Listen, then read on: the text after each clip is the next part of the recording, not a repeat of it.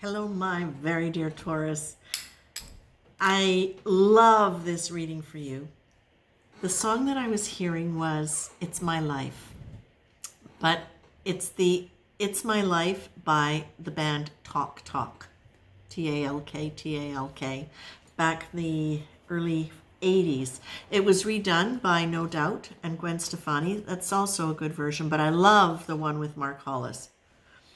And I knew that the driving theme, like, it's my life, don't you forget. And that really is the key crux here. But why this song, and why not the Bon Jovi one, and why not Frank Sinatra, I Did It My Way? Why not any of those?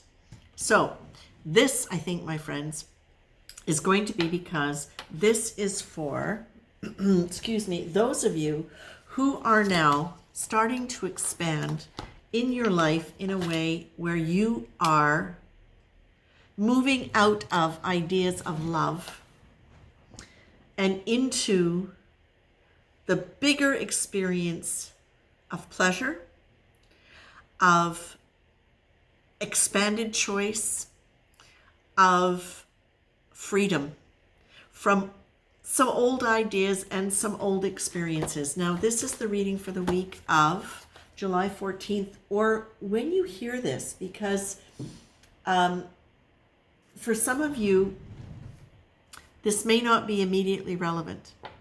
But what I feel like, Taurus, is that for those of you I'm reading for, this is very much about love.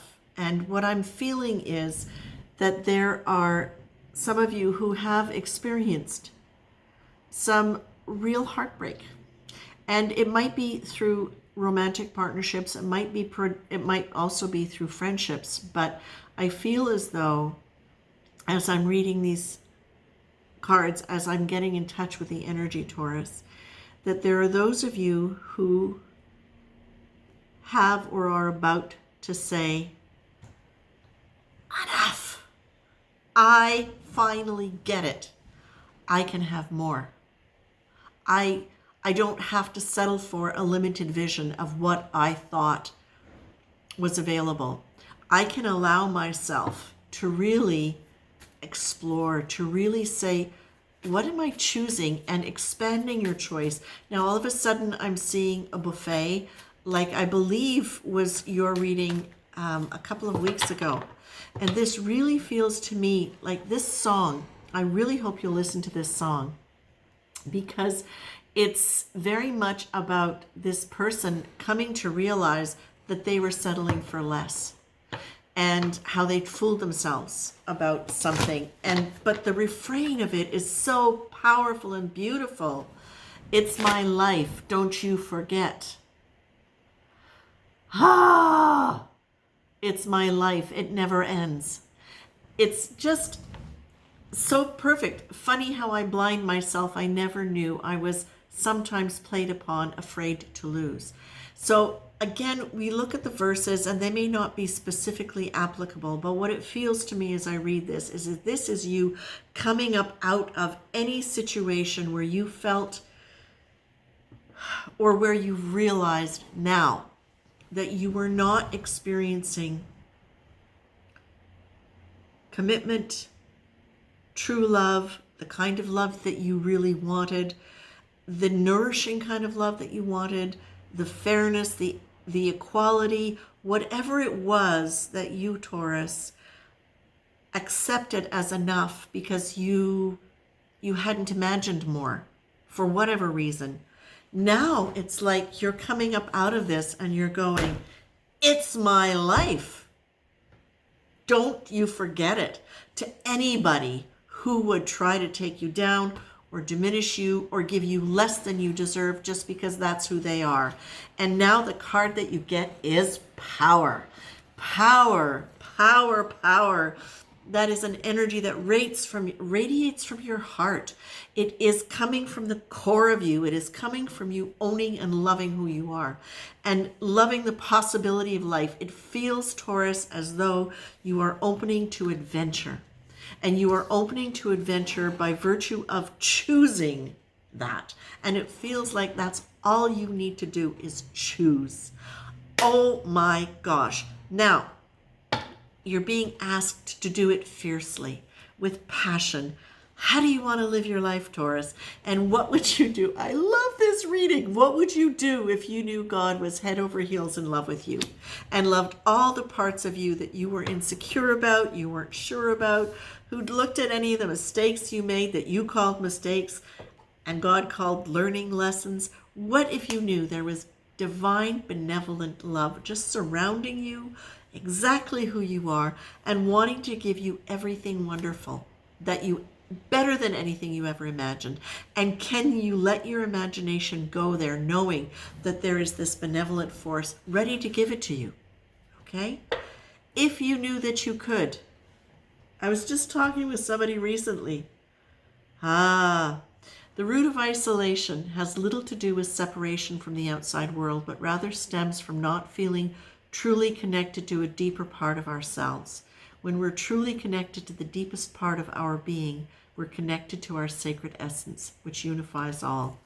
And that is going exactly with if God were head over heels in love with you. If you knew that, isolation would be over, wouldn't it? And the more you connect to yourself, the more you open to the unifying force that brings you all of that beautiful love. I was just saying to somebody recently that it's so easy for me to imagine a future with this much. But I realize now, as I've been enjoying the possibility of this much with somebody, I don't want just that much. I want this much. I want it all. I want love. I want affection. I want passion. I want commitment. I want monogamy. I want freedom. I want liberty. I want acceptance. I want to be seen and appreciated for who I am. I want somebody to be honest. I want to offer that back to somebody. It sounds like a dating app. It's not. Because the reality of it is, I'll get exactly what I need. And I'll get it when I need it, when I let myself open to the adventure of life. Whatever that looks like, whatever shape that comes in. And you know what? It may not be in a partnership, a romantic partnership. It may come in a completely different form.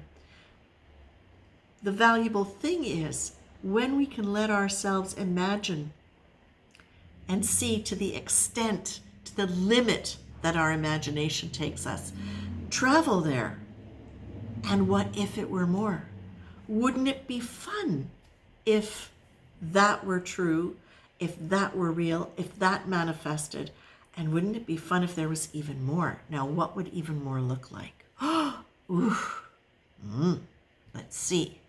And again, this is not just about romance. This is not just about partnership. This can be about friendship. This can be about purpose. This can be about living more completely from your authentic self in whatever relationship you're living in. This is your life. Don't you forget. This is your life. You know, Taurus, you've been identified as hard workers. You've been identified as the creators, the manifestors of things. But you also are a sign that has true devotion to your friends, true devotion to the people that you love. You go out of your way to give and to make sure that the people that you care about are taken care of. And it's done from a truly generous place. It's really, honestly, for most of you, not about trying to control them or get them to do things or to get praise from it. It's because you genuinely wish from your heart that the people you care about get the best, feel appreciated, have all the good things. That's really an essential part of your nature in a very altruistic way. Can you imagine, just for a minute, if you turned around all of that and gave it to yourself? Holy moly, you could manifest anything when you put yourself into that energy. When you just take the time to remember to love yourself and explore, if God were head over heels in love with you, and if you were head over heels in love with you, what would you wish for your future? What would you like to have in any of those areas of your life? What are the areas that you have shied away from expanding in and receiving more pleasure and joy from? This is such a delicious reading.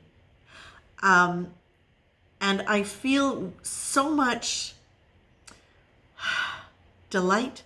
No, that's not the right word. I feel so much upliftment and expansion and opening in the heart chakra. And that's really what I'm getting here, is that it's opening your heart chakra in a way where it now embodies and embraces you yourself.